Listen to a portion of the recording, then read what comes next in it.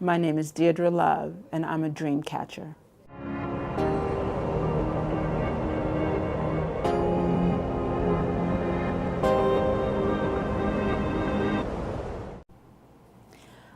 Teens with a Purpose started as an AIDS ministry at the Basilica of St. Mary's back in the mid-90s when HIV was just ravishing the African American community, and the faith community was attempting to respond.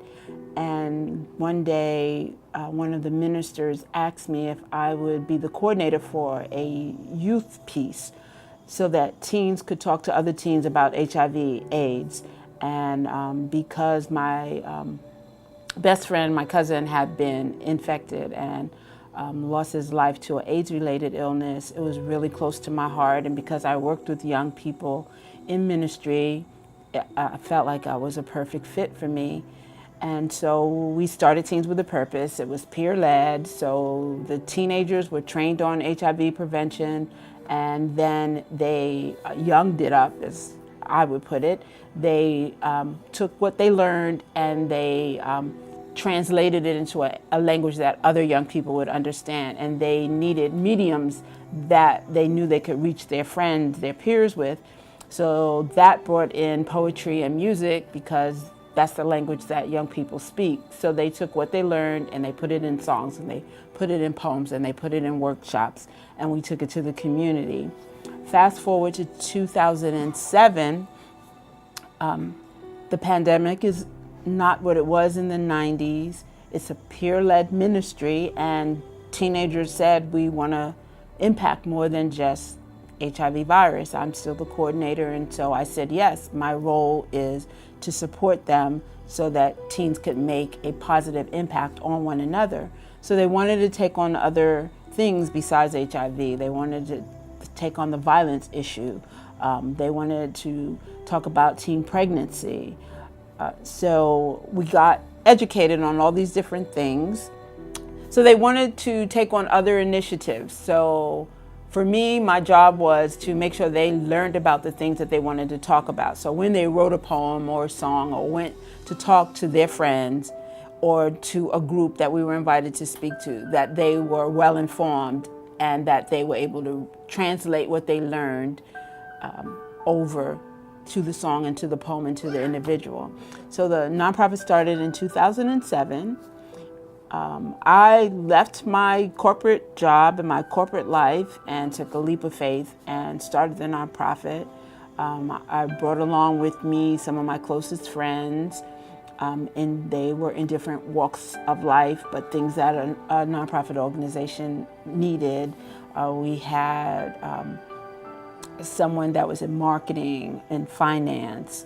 One of my dear friends, Al Roker, in the media industry, but also was willing to financially support what we were doing. So we had a small core of people who were behind the movement called Teens with a Purpose back in mid-70s, in 2007, excuse me. So really we moved from a ministry and we were able to, as a community organization, impact more people, go to a lot of different places. So we met a lot of different people, had a lot of unique experiences for the young people that were involved in the movement.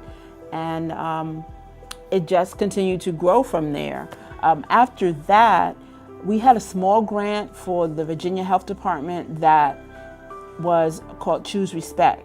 And it's an initiative that helps young people prevent bullying and learn how to address making the right choices. So we made something called the Choose Respect Tour. Since we had a lot of poets and musicians, we put together like a mini concert, and I talked to the city of Norfolk and asked if we could take our concert to different community centers. And we had a little funding, so we bought food, we brought a band, we played the music that the teens wrote, addressed the violence issue. Then we used the curriculum Choose Respect. So the teens learned, we had little parent workshops, and that was really the beginning of building our relationship with the city of Norfolk and Teens with a Purpose. And from that, I think The objective for that grant was to impact 200 people, and we actually impacted 700 young people. And I think that got the attention of the Parks and Rec director. And with that came a lot of other opportunities for us to work in partnership with the city. And if we just keep moving forward, in 2011, we had our first chance to do a teen summer camp. We did summer camp, one teen to another peer-led teen summer camp, and it's just been growing since then. But I think, like, for me, the most important thing that Teens with a Purpose does is, one, it's a safe haven. Every teenager is accepted, and from wherever you are, you're accepted here. You're encouraged automatically that this is a place where you're going to be encouraged.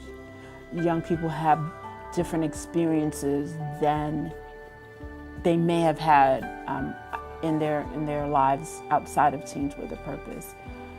And I just watch them help each other through so many things with the adults supporting them that, I've seen lives change, and I have a lot of young people who started as 11 and 12-year-olds who are now in the business world, who come back and give back, or who are volunteers or who are staff.